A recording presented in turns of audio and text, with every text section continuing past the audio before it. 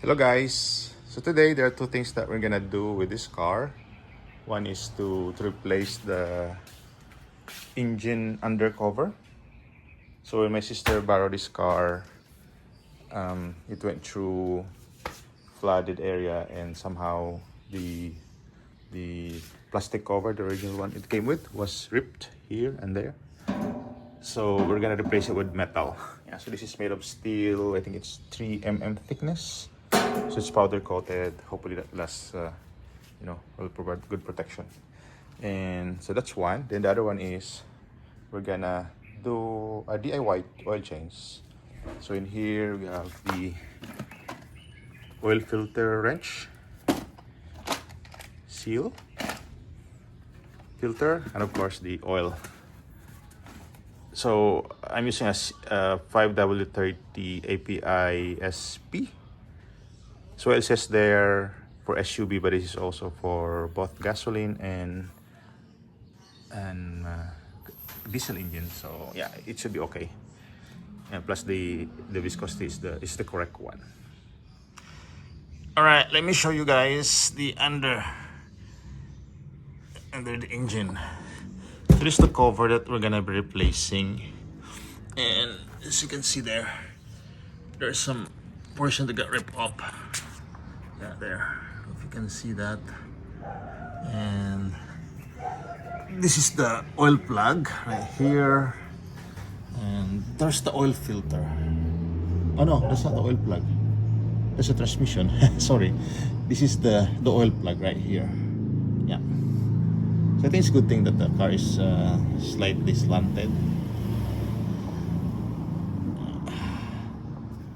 Yeah, and I noticed quite thick actually. Yeah, oh no, it's just the edge. But yeah, so sorry, that's for the transmission. So this is for the engine. We're gonna be running it through there. First, we'll remove this one.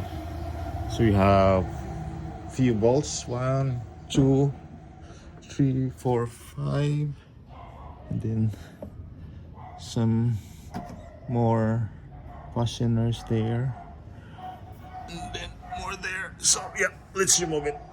Tanggalan natin yung tornilyo dito, dito. So ito naman yung tinatanggal natin dito, tapos dito. So ano lang, mga metal screw pala sila. So ito plastic fasteners, so they're all metal screw. So all you need is a screwdriver, Phillips, like this one. So this is the original. The holes are aligned there, but I think there's another one that they added. It is not here. I mean, it's a different location. Is it? Oh yeah, dito siya eh. So I think it's this one here.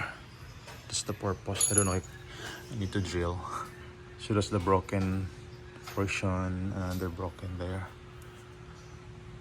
So I think this is for the oil filter.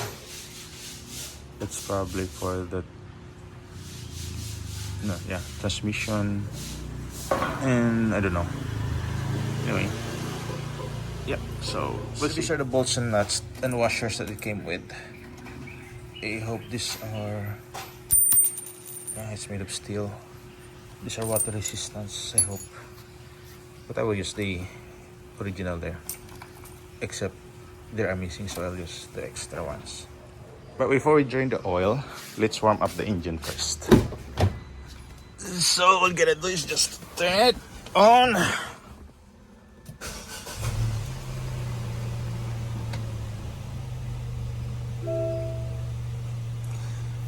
So it has clocked 33,928. So this was purchased 2019, just before the pandemic. So it's 2026 now. So 20, 21, 22, 23, 24, 25. So 6 years. And like a month or so. It's the drain plug. And you need 15 socket. Oh my goodness, I made a mess. Hindi, kanina lang. Alright. I thought it's gonna fit into that bucket, but apparently it's not. I thought it's 4 liters, but I think it's more than 4 liters. The entire oil, or this one is less. Anyway, so this is the seal it came with. I'm gonna replacing with this one. And it's also copper, but it has a rubber inside, so I hope it's better. So one trick you can use to really drain the oil is put a what do you call this? A tissue paper, but make sure the one that doesn't disintegrate. So this one is quite good. It's a paper towel, they call it. So let's put back the, oh my. So let's put back the screw, the plug. You can see the seal there. And then, I don't have a torque wrench, but the next thing to do is to fill it up. All done now, so let's check the oil level. Yep, it's good.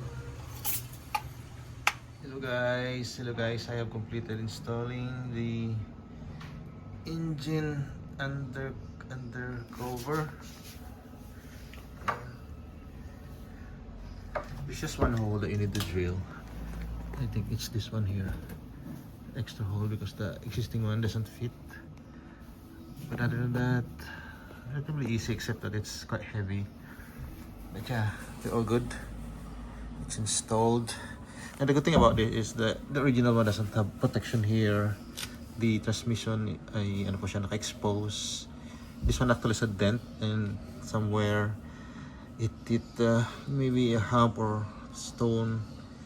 Buti na lang nila butas. But yeah, with this one is protected. The only disadvantage is quite heavy, but it's quite sturdy. So yeah, we're good. And of course the chainsaw has been done. And let's start the engine.